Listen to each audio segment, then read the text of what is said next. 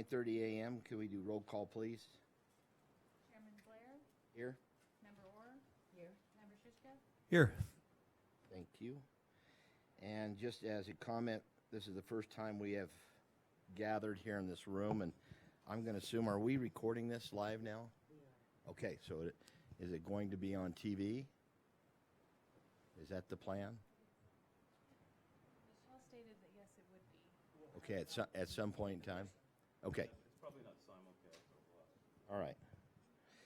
So, to the public comment will be accepted following each agenda item and limited to 3 minutes. Please complete a comment card and return it to city staff, who's right up here in front. And speakers will be called in the order in which they have been received.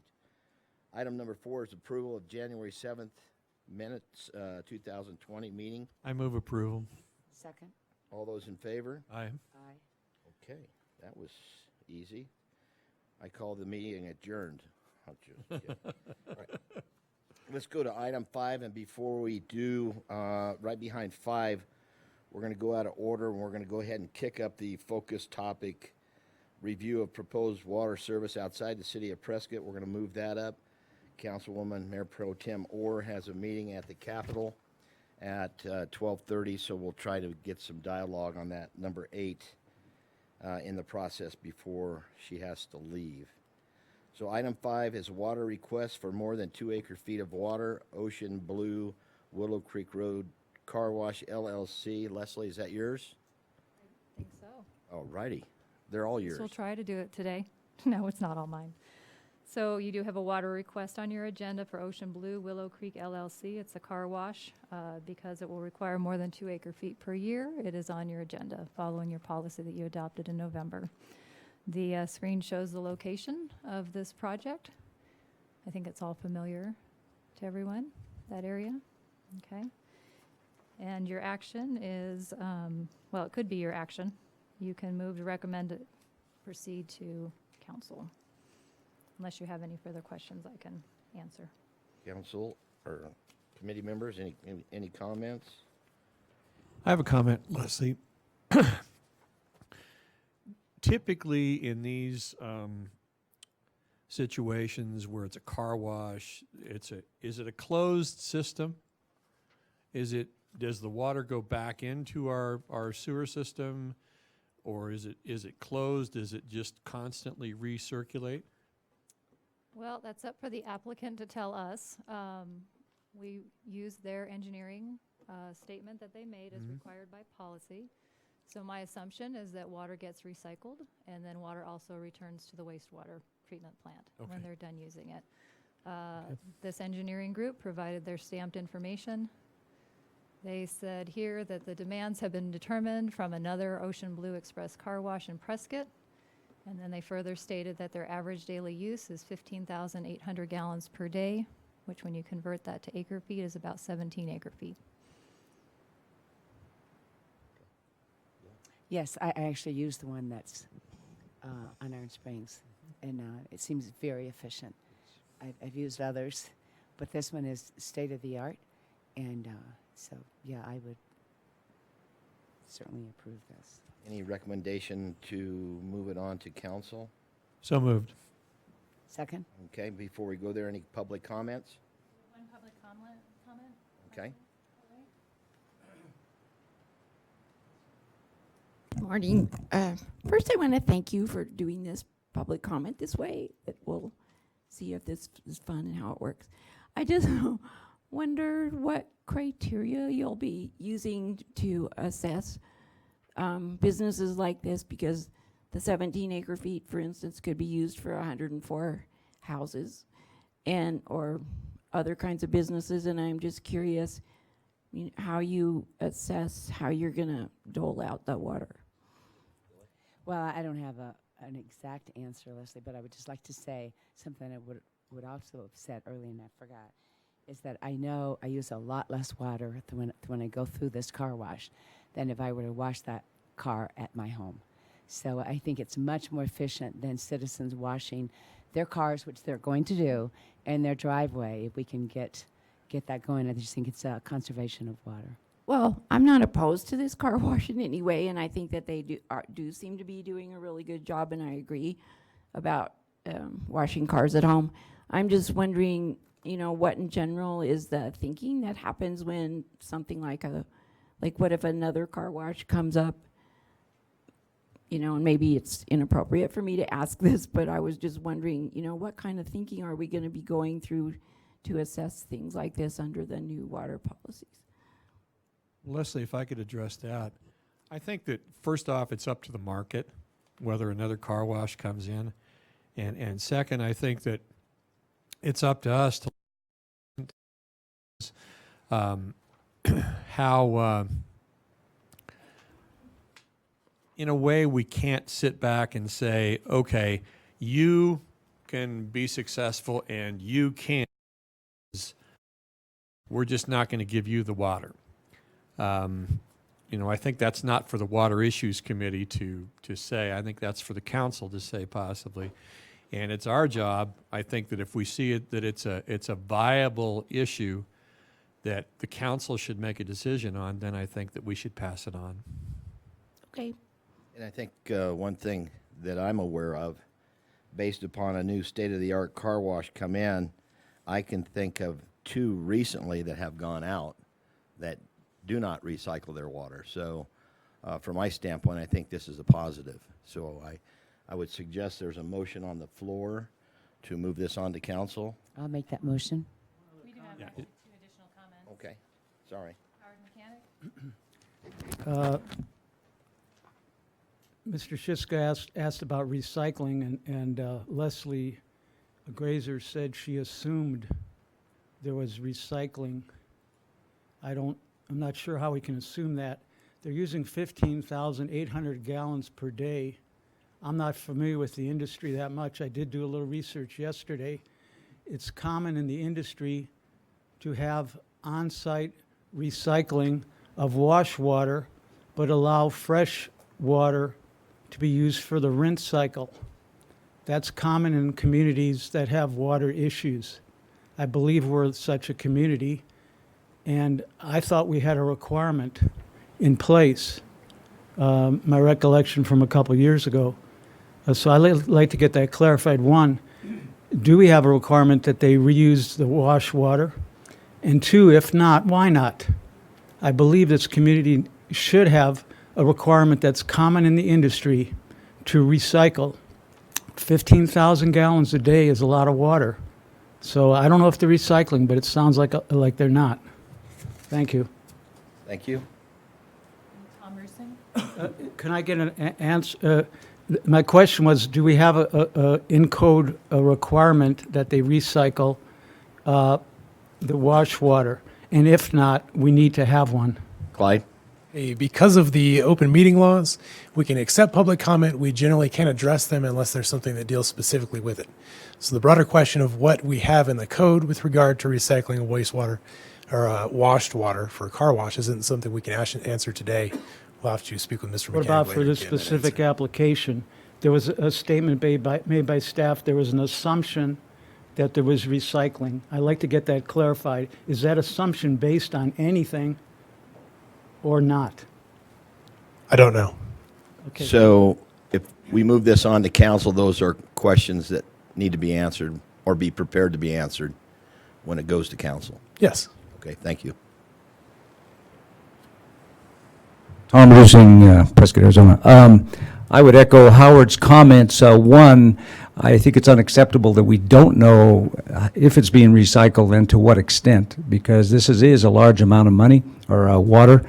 In general, they can be more efficient than home use, but I don't think that's an assumption we can make. So I think the onus, especially this amount of water daily, I think the citizens need to know what is the percent of recycling, and if it's not significant, then certainly I would support tighter demands on that. The other is, this is also a large amount of money to be allocating, and I just want to be sure we're keeping track of that in terms of our portfolio, because that is a huge amount of money, or water, and I think that needs to be carefully monitored too, and I don't know with the new policy exactly how we're doing that, especially if there's more of these companies come in. I know I see multiple ones around.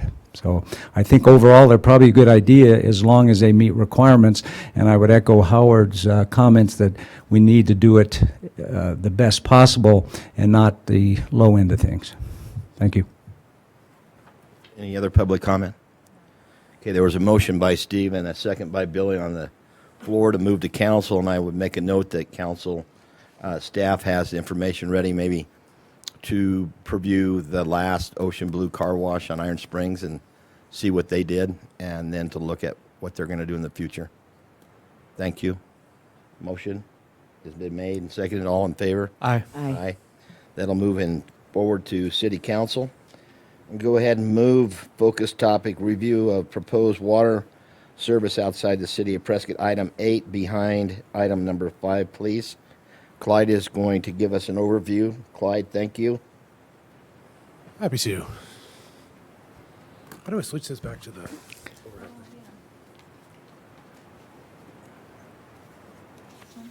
Yeah.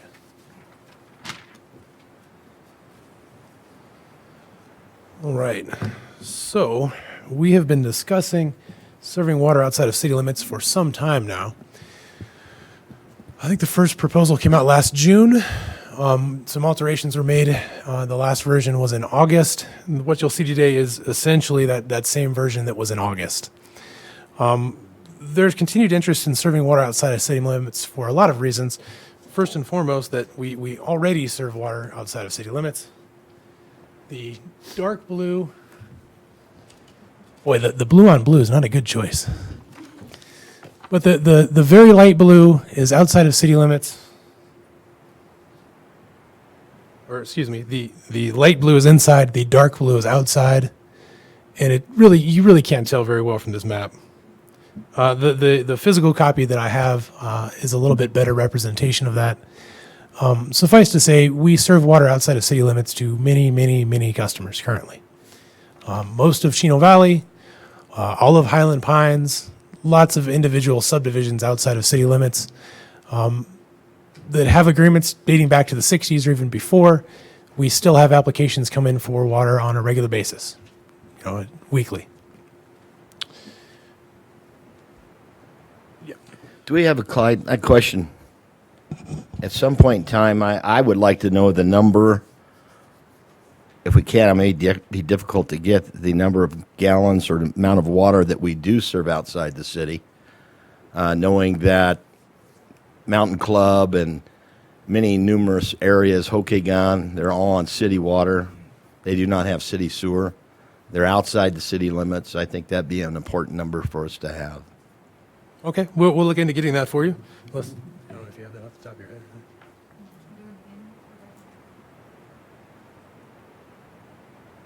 You can tell we don't pre-discuss these things, or they'd already have that information. So thank you. I didn't expect you to have it, but I think that number is important. Well, we're looking at allowing for service outside of city limits once again. If you recall, we adopted that provision that would prevent service outside of city limits around 2005. We did so because we believed we were essentially out of new water that we could allocate for properties outside of city limits. You heard from Gary Woodard just last week, and now you know that we are in a very different situation water-wise.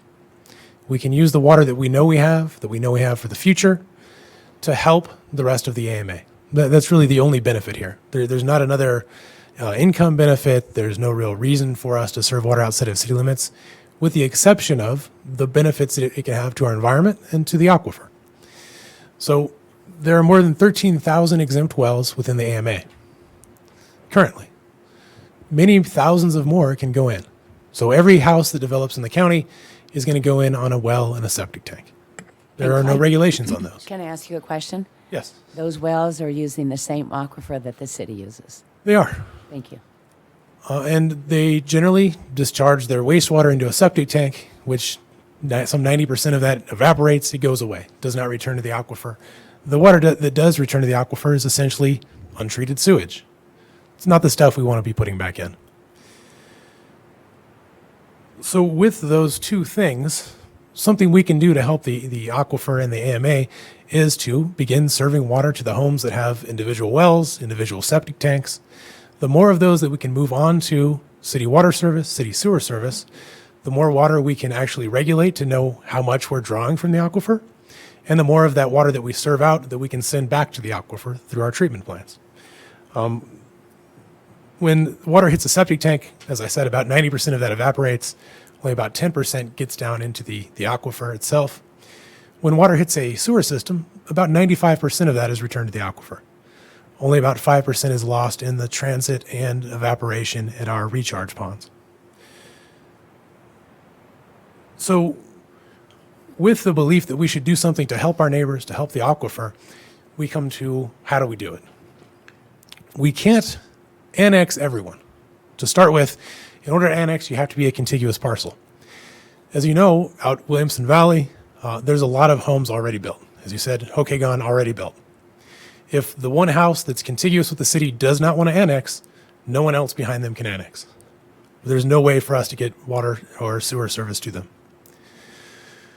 So it becomes a requirement that we serve other people without having to annex. That way we can pick up individual homes in Hokegon. We can pick up individual homes along Williamson Valley and move those from private wells onto city water service and from septics onto city sewer service.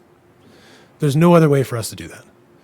And that really is the goal here. The goal is not to allow for water service all the way to Chino on huge swaths of land so thousands and thousands and thousands of homes can be developed.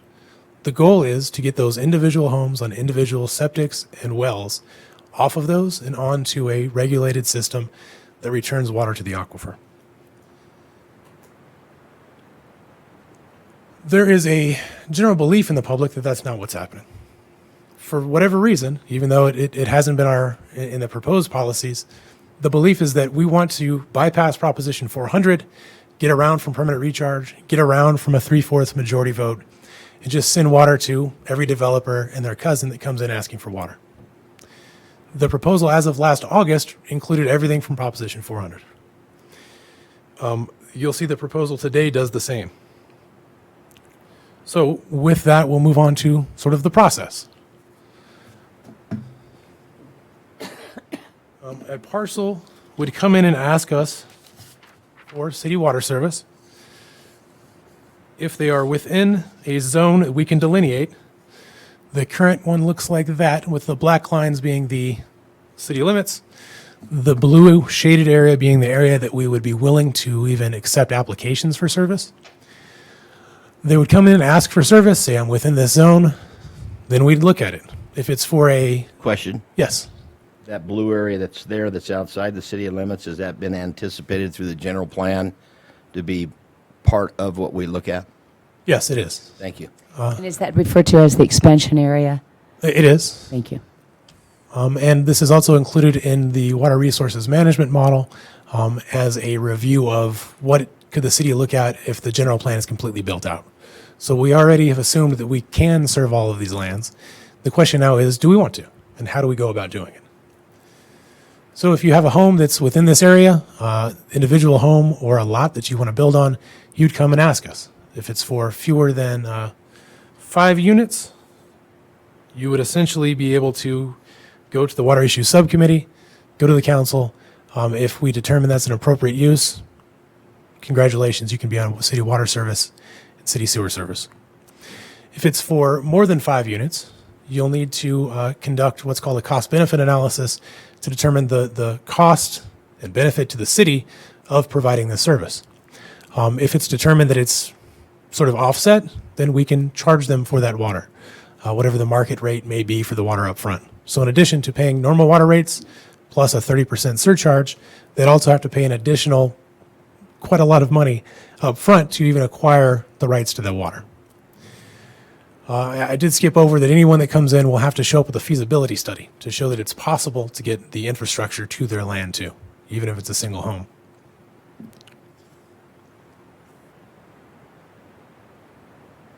As I said, all of these projects will be reviewed by the subcommittee and then by the council in whole before a project is actually put on to city water.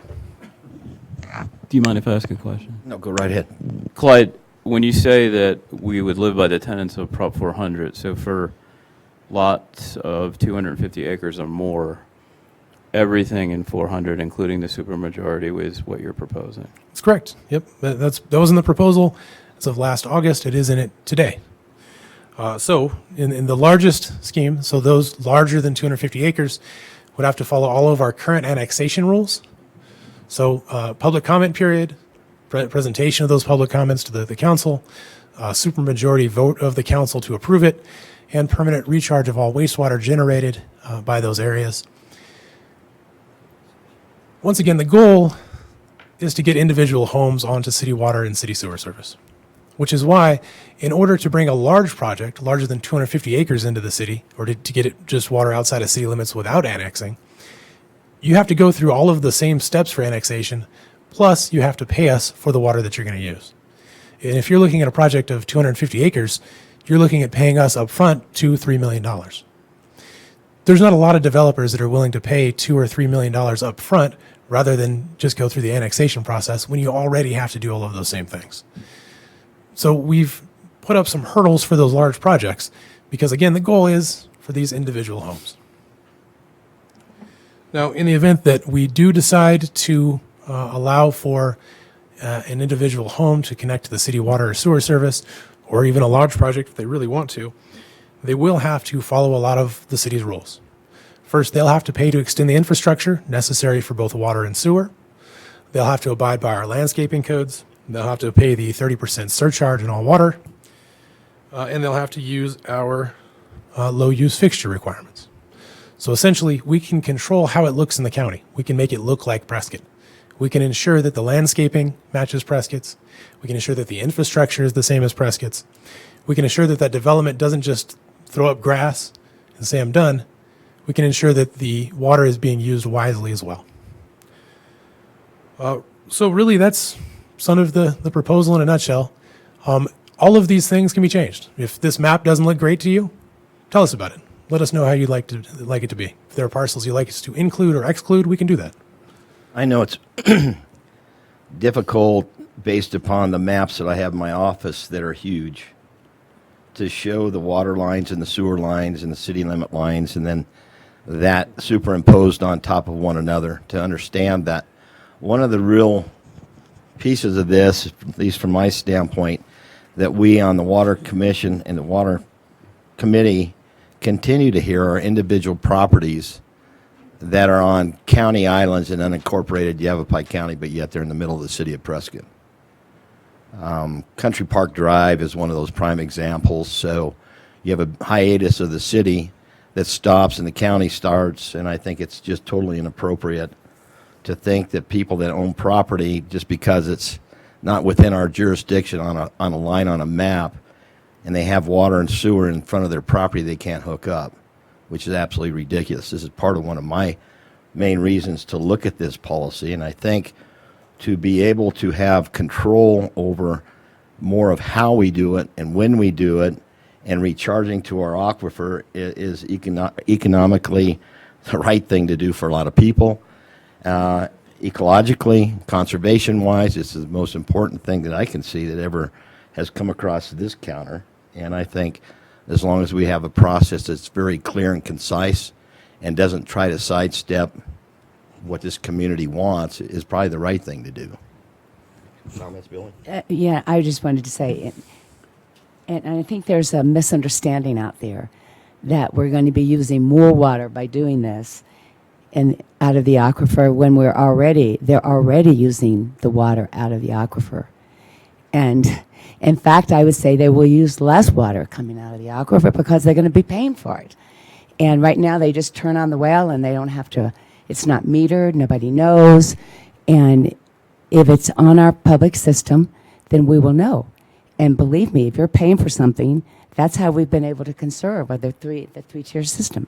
And so I believe, as much as people on wells say they conserve, I think they'll conserve even better once they begin to see how much water they're actually using. Clyde, what about projects that bring their own water? Well, projects that bring their own water along with IGAs are sort of a rare instance. They are really kind of one-off issues. And when we do those, we develop those contracts kind of from whole cloth. So we have to determine how much water they're bringing, to what effect is that water, do they bring water to offset evaporation losses and other losses. There's no way for us to set a solid policy for those. So we really have to look at those individually as they come through. It's going to be an infrequent occurrence. I can think of maybe a handful of times that I've seen them in the last 5 years. I got a question.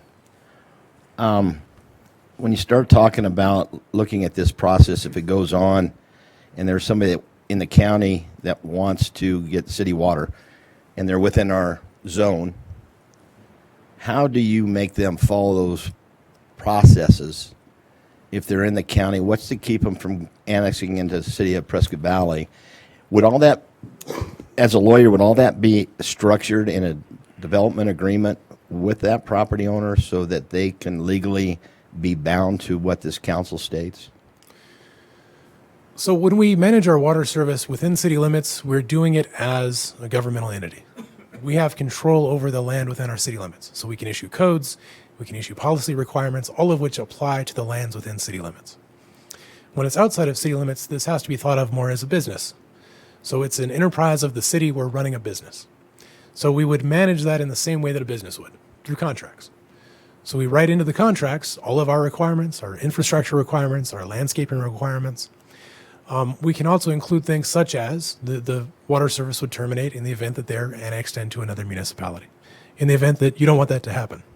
Now, currently, we do serve water inside the town limits of Chino Valley. Not a real hardship for the city. We actually do pretty well on that surcharge. So it wouldn't be the end of the world if someone does annex those. We don't get sales tax from those homes. There's not a real loss of benefit to the city in the event that those outside of city customers were to be annexed. We'd still get the 30% surcharge. They'd still be good customers. But that's a determination for the council to make.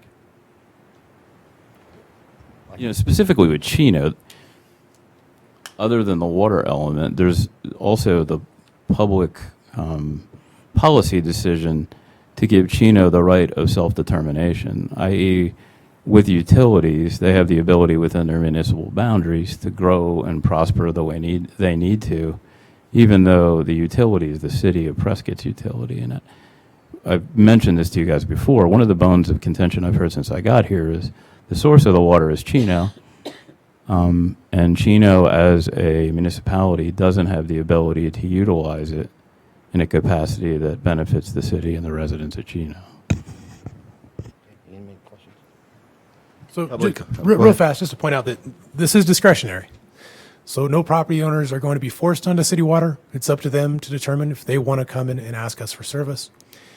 Conversely, it's up to us to determine if we want to serve any of these properties. The blue area is not something where we're committing water to. Nobody has a guarantee. They have to come to us and ask. If someone comes in the far corner here and says, I want water there, it may not be in our best interest to keep up the infrastructure that would drive it all and drive everything to that parcel. So it's up to us, it's up to you as the council members to determine when approving that service is appropriate too. So, Clyde, we're setting a pretty high bar. We're looking at a 60-day public comment period for anything over 250 acres. A public presentation of an overview of all those comments, permanent recharge to the aquifer, and approval by 3/4 of the city council. That's a hell of a high bar, isn't it? It's exactly the same as annexation, plus they'd have to pay for the water up front. You know, my only concern with such a high bar is will we get done what we need to get done? And so just a comment, I just think this is so good for the environment. It's so good for the aquifer. It's good for the Prescott AMA. And conservation, to me, is just the right thing to do. And I've said it 1,000 times. To me, it's common sense that this is the right thing to do for the Prescott AMA. So I suppose somebody'd say, then why are we doing this when you start talking about a contractor or a developer that wants to come in and stay in the county? I don't know what that answer would be, but from my perspective, does it benefit the city? It benefits the city in the fact that we wouldn't have to provide fire or police. And some people would say, well, if there's still a call for emergency, the city would still respond. And that's a true statement. But I think at the end of the day, we're not having to pay $25,000 a year for retirement for these employees or stations or equipment or any of those types of things. So it's a direct savings to the city, as well as solid waste pickup and all those sorts of things that we provide to our citizens. So that would be directly on the backs of somebody in the county to pay that on their property tax rather than the city of Prescott to pick up the cost. What it does afford us to do is to be able to manage our water, our aquifer, and our sewage recharge that we wouldn't be able to do if it were to stay in the county. So there's the positive side. Right. And the goal ultimately is not to not have any further annexations, just the opposite. I think the city would still prefer that large parcels annex into the city, which is why we've made it easier to annex than to receive water outside of city limits. Any public comment? More public comments. Okay. Doug McMillan?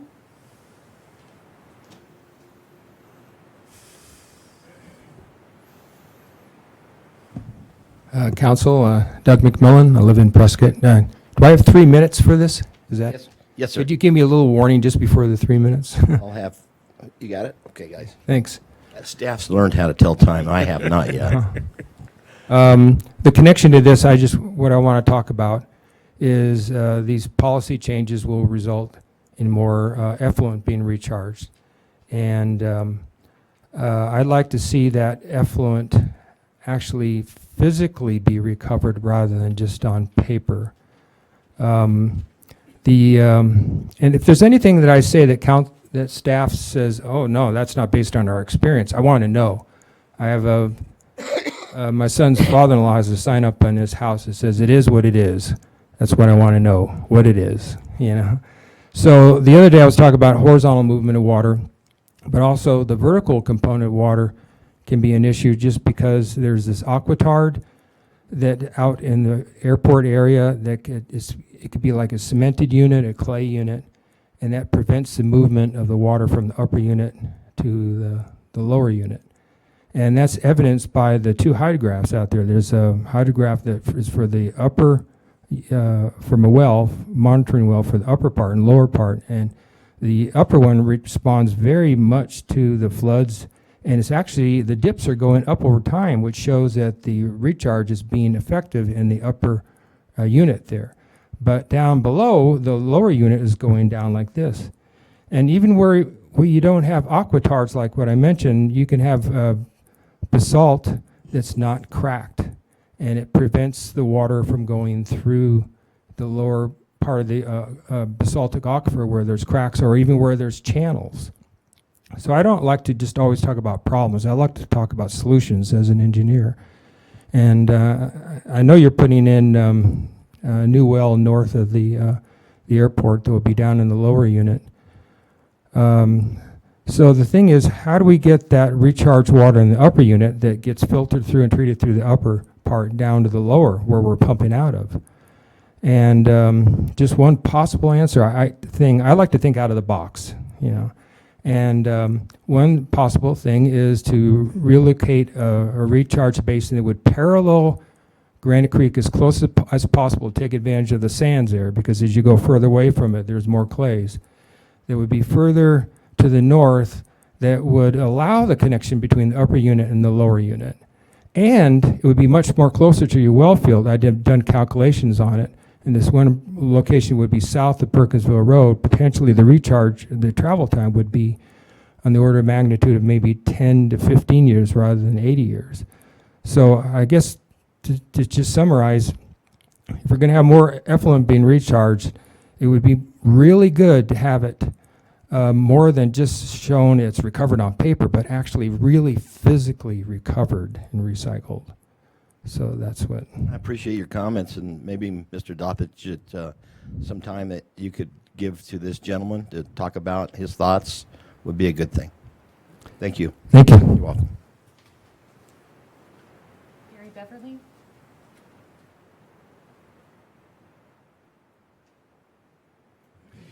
Good morning. Thanks for the opportunity. This is a much nicer setup, Yeah. and we like this.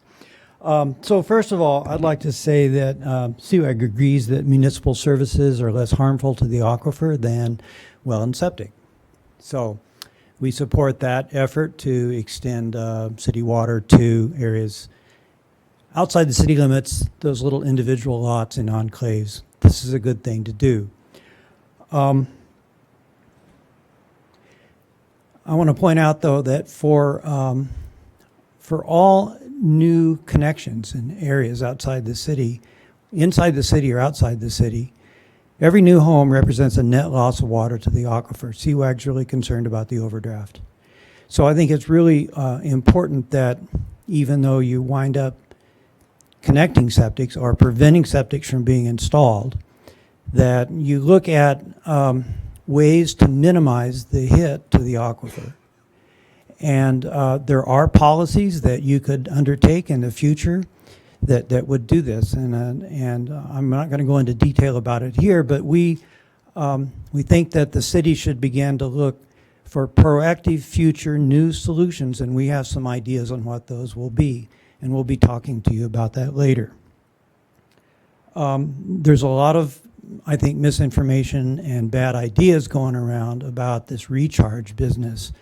And, you know, what's important to the aquifer is how much of the groundwater you pump reaches the aquifer. So if you look at the 2018 report that the city filed with ADWR, of the groundwater you pumped, 33% is diverted to the recharge pond.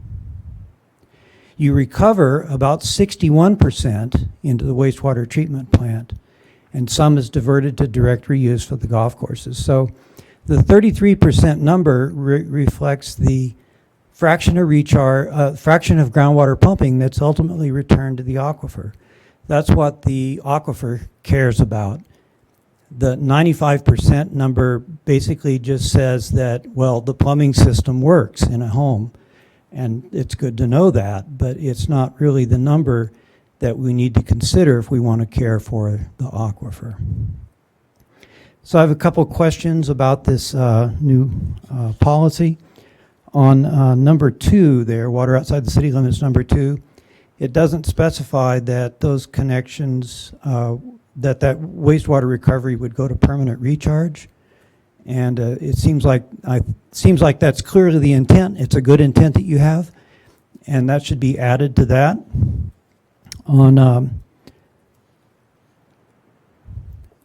I don't understand how this policy would relate to applications for service greater than 250 acres, less than 250 acres. This policy doesn't address how that's handled. So can you say that again? This policy doesn't specify how you would handle requests for service for less than 250 acres. I said it wrong first time, sorry for the confusion. And so I'd appreciate an explanation for that.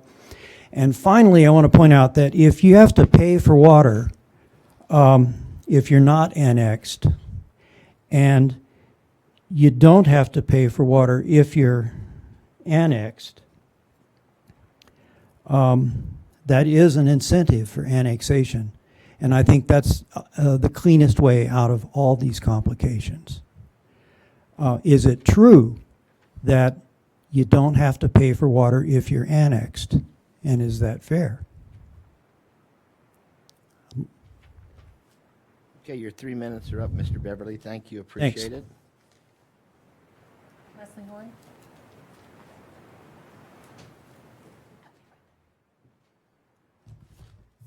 Hello again.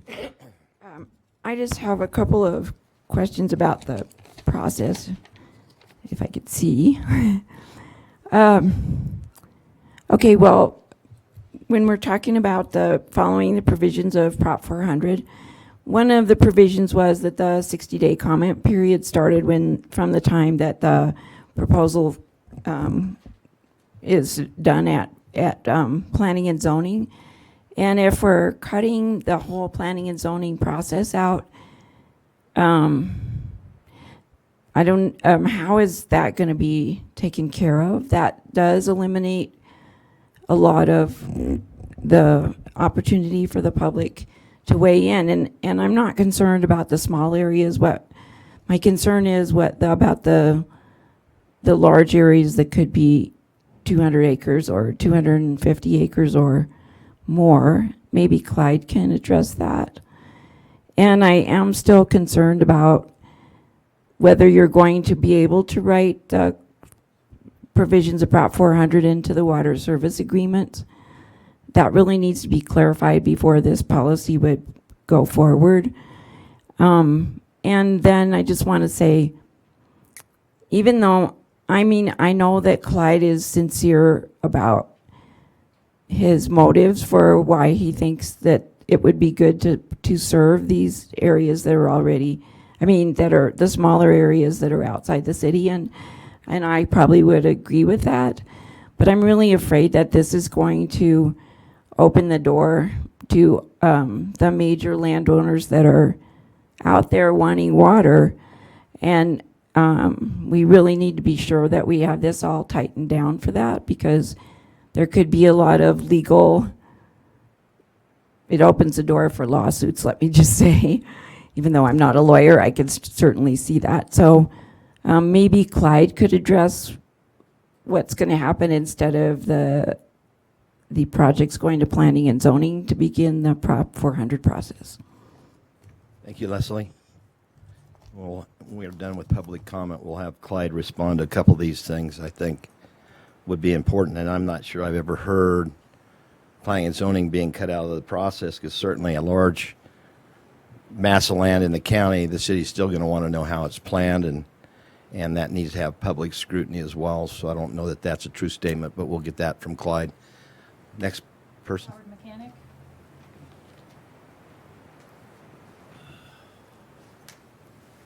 So let me lift paper here. Regarding Prop 400 first, the requirement is not for 250-acre property when it applies to the city. It must have been 250 acres at the time of passage of Prop 400. The reason that was in there is somebody could have 600 acres divided up into 3 parcels, have each parcel of 200 slip in under the requirement. So that was written, which I was on the committee, so I know. That was written to avoid that possibility, and I think it's important that that be in here also. I don't think irrigation meters should be allowed. The city should not allow any planting on these properties that is not native plants. We've talked about that for many other properties, and I feel that's important for this. The statement about more water, none of these properties are going to be using more water.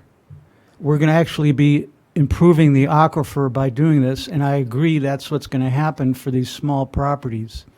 If somebody has a small house and they're on the septic, obviously if we connect to city water, we're going to get recharge. But there are other cases where we will not help the aquifer. We'll be hurting the aquifer by doing this. And let me give you an example. The property that Social Justice Foundation settled with the city of Prescott. If we didn't get, we're out in the city, outside the city limits. If we did not get city water, we probably would have had 20 units on the 46 acres. It's a difficult property to put in wells. We would have had 20 units, we would have lost 20 units of water to the aquifer every year because we would have had a septics. But under the agreement with the city, we obtained 195 units of water. Yes, we will conserve. We will not use water outside the homes at all. That was what the city requested, and we agreed. So that gets back to the irrigation meters. You asked Social Justice Foundation not to use anything but native plants, and we agreed, and I think it's fair for other parties too. The point is, we're going to be recharging, but if we're getting 195 units of water and recharging, say, 70%, 30% of those 195 units is going to be lost to the aquifer. That's over 60 units that is lost instead of the 20 that was lost if we were out in the county. I hope you understand what I'm saying.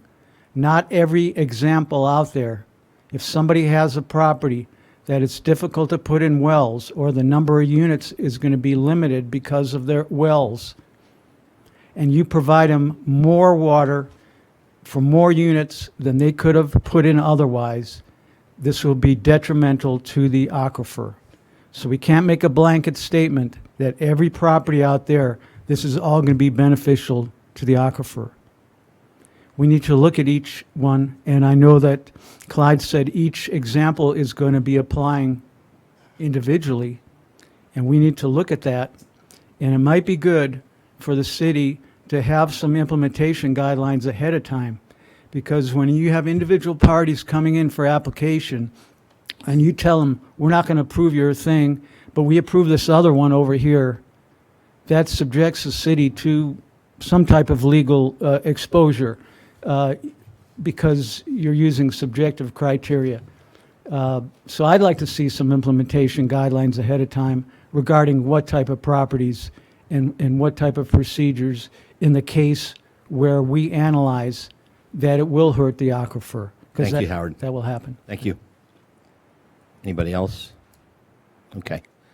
Clyde, you taking notes back there. I can see your pen feverishly going.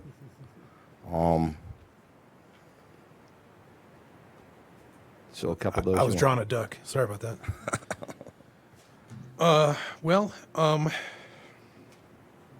With regard to the comments by Mr. McMillan, those are more technical than I'm familiar with. I'll have to leave those to Mr. Dotza to deal with. Mr. Beverly suggests that we adopt new policies in the future to minimize the damage to the aquifer.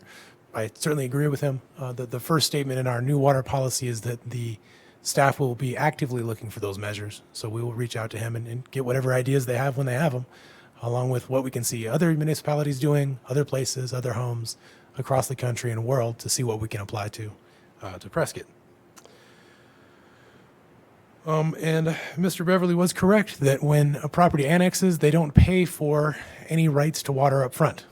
They still have to pay for water as any normal user pays for water, but after a property is annexed, they're part of the city. So they're treated the same way as we treat all other residents in the city, which is we don't require that they pay for the acquisition of that water because that's something that the city did for them.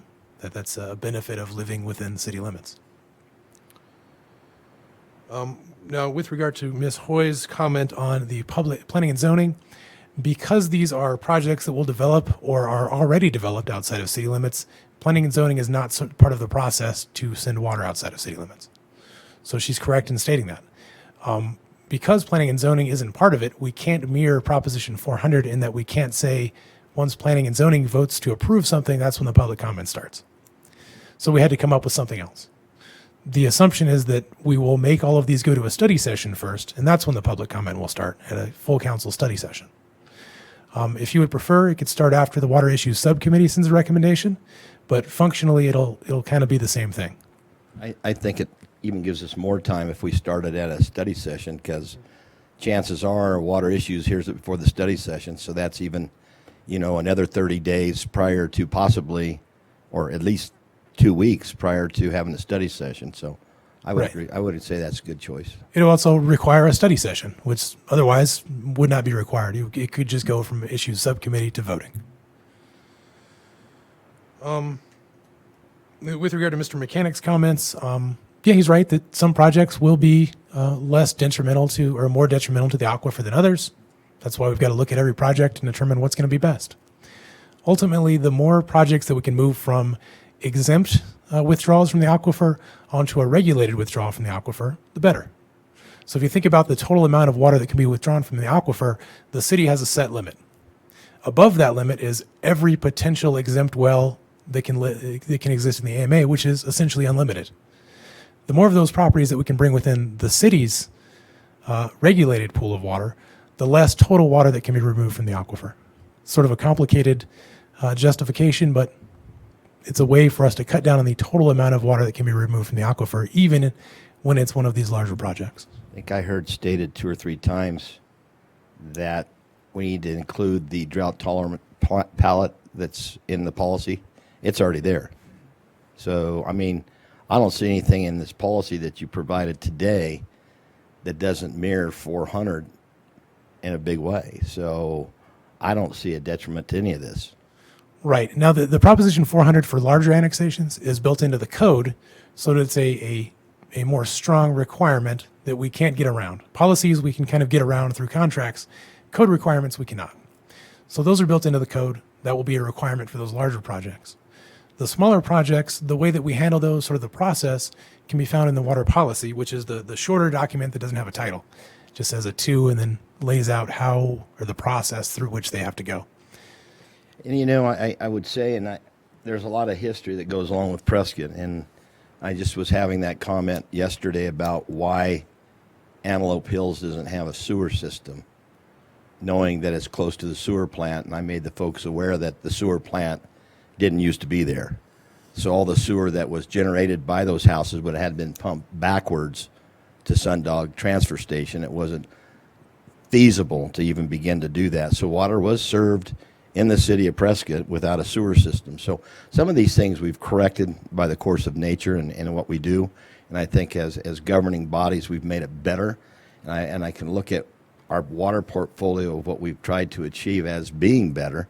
And I hope our conservation programs continue and all those things continue to go down that way. So you have any comments, Steve? Yes, sir. Where do you see this going now? I make a motion that we move this to council.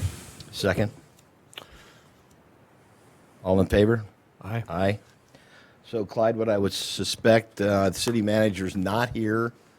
I would suspect that what I would like to see as chairman, that a study session prior to a voting session to go over the bullet points one more time to make it as clear as we can make it to the public that's watching on TV. A lot of people don't see this. You know, they don't read what's in the paper. They don't listen to what's on the radio. The more of an effort that we can make to reach the public through a study session, inviting people to make public comment one more time is probably a good thing, and then agendize it right behind that for a public vote. Or Sounds good. public presentation to council. Got it. Okay. With that, we will move on and move back to the regular agenda format. Item number 6 is Forecast 2020 Topics, Part 2 of 2. Leslie?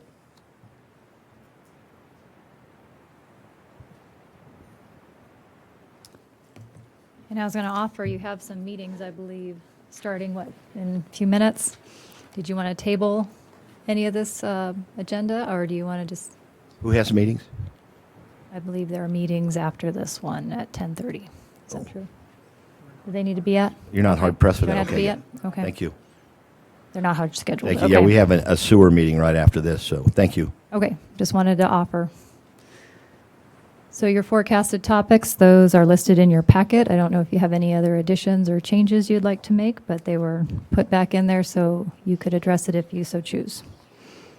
You have anything, Steve, you want to add or subtract from? No, I think that these suggestions are totally reasonable, and they'll keep us busy.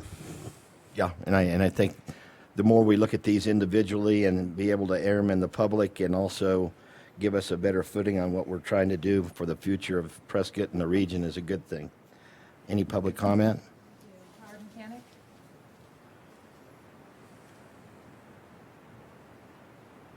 I note on this list here that there's one issue that's not mentioned, and that is getting the AMA to safe yield. This is not a minor issue. I think it's probably the major issue that we need to consider in the AMA. Now, I had brought this up to council over 6 months ago, if you recall, asking the mayor to provide some leadership, asking the city of Prescott to provide leadership, inviting the other parties in the AMA to get together to develop a plan to reach safe yield. I thought there was a commitment to do that. I haven't seen it happen. I think we need to do it. We're talking about a new policy that Safe Yield is center for that new policy, but we're avoiding the elephant in the room. We're talking about recharging water for properties outside the city limits over 250 acres. A unilateral action by the city of Prescott, charging its citizens alone, its water users alone, a large amount of money in lost revenue for this valuable resource. This water is a valuable resource. Recharge should be chaired by all in the AMA. It should not be a unilateral expenditure. What am I talking about? Approximately $15,000 an acre foot is the value of water. If we're going to recharge, say, 4,000 acre feet a year, that's a cost of $60 million. Lost revenue from the valuable resource we have. Certainly I want to recharge the aquifer, but I don't want to be the only one paying for it. Everybody in the AMA should pay for it. When we recharge, what we're doing is allowing all users to use that water over a longer period before the aquifer is destroyed. What is our policy for Safe Yield now? Planned depletion. That is the plan we have right now. Planned depletion. There is no other plan. So the default plan, planned depletion. We need to get a plan to reach Safe Yield. We need all parties to share in the costs. This is not a unilateral project. It's not something we do to feel good that we're recharging into the aquifer while other parties are not planning on recharging a drop. I thought there was a commitment from the city, and council members said, we want regional planning. I didn't hear one council member disagree. Thank you, Howard. And I'd suggest CWAG or your group probably should address the county, Chino, Humboldt, Dewey, and quit beating up on the city of Prescott constantly. I didn't beat up on the city. I said, I'm get the hear- parties together, I'm all hearing the that. parties. all the I'm parties. hearing that. I heard that. If those other parties don't want to come to the table, we can't force them to the table. So start at the state level and talk with our governor about exempt wells and all those other things. What we can do in the city of Prescott is only what we can do for our own community. Okay, so you're saying they were asked, these other I'm parties? not saying that. I don't know what the mayor's done. I'm just saying we continue forward with what we're doing to do the right thing for the community. The mayor committed to getting those parties Then together. you need to discuss that with the mayor. Yeah, you can lead a horse to water, but you can't make it drink. I think that the other communities in this area look at water differently than we do. And we're not a kingdom. We can't say, you Prescott Valley need to do this, and you Chino Valley need to do this, and you county around Prescott need to do this. I think that what you need to do as citizens is get involved at the same level you're involved here, and go to the county, and go to Prescott Valley, and go to Chino Valley, and support what we're trying to do. But until that happens, they're looking at us as a fellow municipal entity, and they're saying, you don't control us or our destiny. So it's got to come from the citizens in a large part to help us work out with them what's going to be best for this entire area. But until that happens, it ain't going to happen. And if it doesn't happen, as I suggested previously, we need to stop doing it unilaterally. We need to stop recharging the aquifer. We need to hold that as a bargaining chip and say we need a regional plan and we're willing to recharge, but you need to share in the cost. And if we do it unilaterally, they'll have less interest in doing anything. They have almost zero interest now. Okay, thank you, Howard. Thank you. Yes. All right. Well, once again, I'm echoing Howard's comments. I think it's unacceptable, actually, to say that because we're doing a good job, that's enough. I think that's shirking the responsibility as leaders of this community to not reach out more, to not make it happen. And to tell the citizens it's up to you is not an acceptable answer. I'm sorry. I didn't say that. I said that in order for it to work for us to say, let's get together, they have to feel that their citizens are behind that effort. And until citizens get up and talk about that effort, that they need to work with other municipal entities to make all this work, to lay it on the city of Prescott is totally bogus. Absolutely bogus. Because we've tried.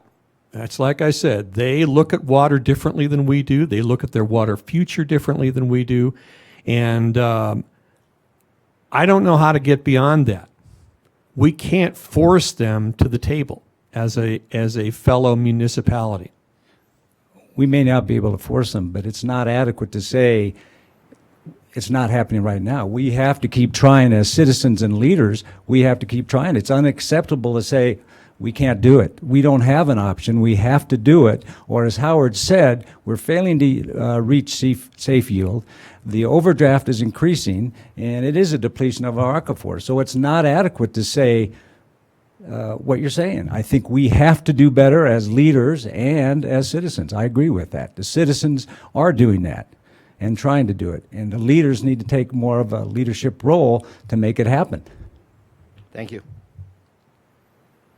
Okay, any other ones? Oh, You bring it forward. last comment. Oh, no. Thank you. By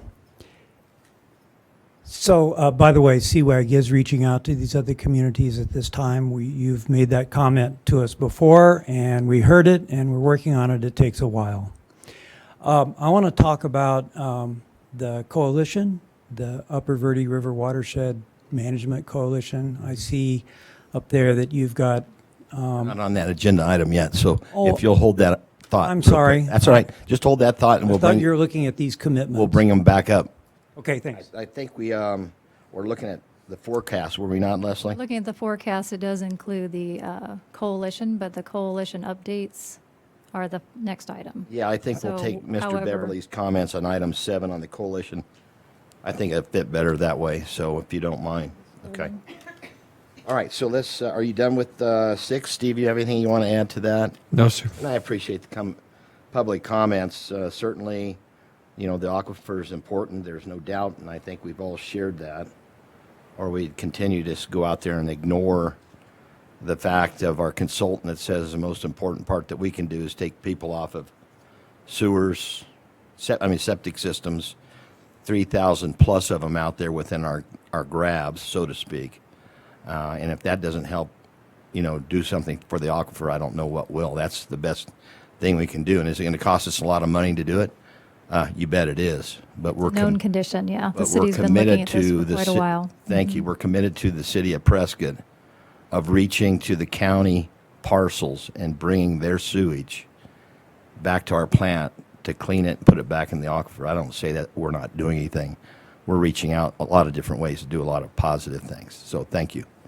Okay, and I was just going to take for this management plan work groups, that's Chairman Blair. This is where we're going to start having that feedback coming through the Department of Water Resources regarding safe yield for the entire area. So we have this listed here as a topic that we'll be bringing you more information on, and those public comments that are coming in.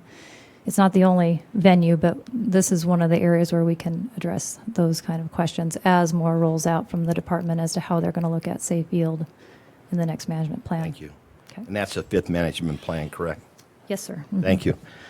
The other management plans, it amazes me that they have all these management plans, and we're into the 5th, and I'm not sure that any of them changed much, but maybe they have. More restrictions each year, regulatory restrictions on conservation generally Okay. for all the sectors. So hopefully at the state level, they'll start having some conversation about exempt wells. Okay. Item 7, we're going to talk about, I have asked during our agenda review, which this committee has taken on every month that I met with Leslie prior to this meeting to put down things that are important to the community and to the region. And I asked Leslie if she would please make sure that we're updated on NAMWA, which is the Northern Arizona Municipal Water Users Association, and the Upper Verde Watershed Protection Coalition. They're important to the community, important to the region, so thank you for putting these on the agenda. So if you want to go ahead and tackle item A, 7A. Okay. And we'll just do some quick highlights because I know you're at the meeting, Gwen's at the meeting on these. So the NAMWA group has filed a letter for non-Indian agricultural water proposal to the Department of Water Resources. This is a large topic, so I won't go into the details of it. But the bottom line was they were looking to extend the time frame for when those waters would be reallocated to 2050. The letter looks like this. Here. And it's just something that should be on your radar, and that's exactly what I read here. Extend the allocation or reallocation date for the rural set-aside of the 17,333 acre feet to 2050. So, Councilman Blair, you were at this meeting, so you're fully aware, but I thought the other members might want to be aware of these things. The other one is always the monies come up, and you wanted an initial conversation about the monies. On your packet, it talks about for fiscal year 2021, $4,541.18. So this number might seem a little confusing. It's an increase, but a reduction, I guess you would say. The city had paid additional funds in prior years, so we could look at that NIA report, the non-Indian irrigation agricultural water supplies, that was looked at further by a consultant. So our dues went up, and now they've kind of dropped back down, but they're generally in the same range that they have been before. So I can provide more details about NAMWA when we go into a study session about these memberships and why we pay for these memberships and what we get from these memberships. Okay, thank you. That's all I have on NAMWA. Thank you. Next item is going to be coalition in that group. So they're Can you move the microphone closer or farther? Okay. I never know if I'm like hollering or, yeah. I think we had an engineer the other day that said there were two voice levels he has. The one his mother prefers and then the other like one. that. So I'm using the one the moms prefer. No screaming. So these are the dues for the coalition. And you're going to see that at $60,000 coming into the study session. You're currently paying $52,000. I know both gentlemen were at the last meeting, so you're aware of what they're doing and why they're doing things. This group really moved itself to a boots on the ground kind of group where they seek grants and then they try to get activities, on the ground activities completed. What they did kick out of that meeting was they've been looking at this rainwater harvesting to aquifer recharge. They submitted their final proposal, so I'm definitely not reading any of this to you. But this is the precursor for what you're going to be seeing at the the Groundwater Users Advisory Council. They have a grant application that's opened up, and they're looking to upscale this. And one of the sites would be the city's adult center, the Rowley Simmons Center. So those details are available if you'd like them. They also made available their final report on their public outreach. So this has been kind of a slow-moving project, but I think this will be familiar to you. They've made this brochure available. We've been taking these things to the Citizens Academies. They're available at various offices. There's an electronic one as well that we can put up on the city's website. So it gives you the basics about how we're all in this AMA together and what it's been looking like. It's an excellent brochure, over by the time. way. The state did a nice job with some assistance here locally. So I believe that is the quick overview of some updates, and then we can move into the details about the funding and the projects at the study session. Thank you. Mr. Beverly? I just wanted to express my concern with the coalition and some of its projects don't seem to be adequately technically reviewed. Some of these grant applications seem to be a lot of money for each gallon of water, quote, saved. And I also want to note that there's a real lack of projects that would promote water conservation, for instance, in the Paulden area and in the Big Chino. They're supposed to cover the whole watershed. And I have to say they are trying new ideas and trying things. I think they're trying the wrong ideas. We're going to try and engage with them a lot more this next year. I'd just like the city to consider exercising more scrutiny over the expenditure of $60,000 to support that group when some of their projects really don't have any benefit to the aquifer, even in the long run. And some of them are just anti-scientific. So we can go into more detail about that later. I would ask you to exercise more scrutiny on the coalition activities. Thank you. Okay, so noted, and we'll go on to item number 9, future agenda items. Leslie. So based on your forecasting, in March, we'll have a GUAC, the Groundwater Users Advisory Council update. And then if there's anything else you'd like on the agenda, we can discuss it now, or we can meet when we have a draft agenda for you to review. Okay. And I will address that with Councilman Shiska as well as Ms. Orr about any items they want on that agenda item for March. I think it's good that we have that preliminary meeting so we can make sure that we have everything on there. Yes, So sir. appreciate any other comments. Craig, you have anything? Got a lot of notes taken? Thank you, everybody, for coming. This meeting is adjourned. Yes, thank you for coming.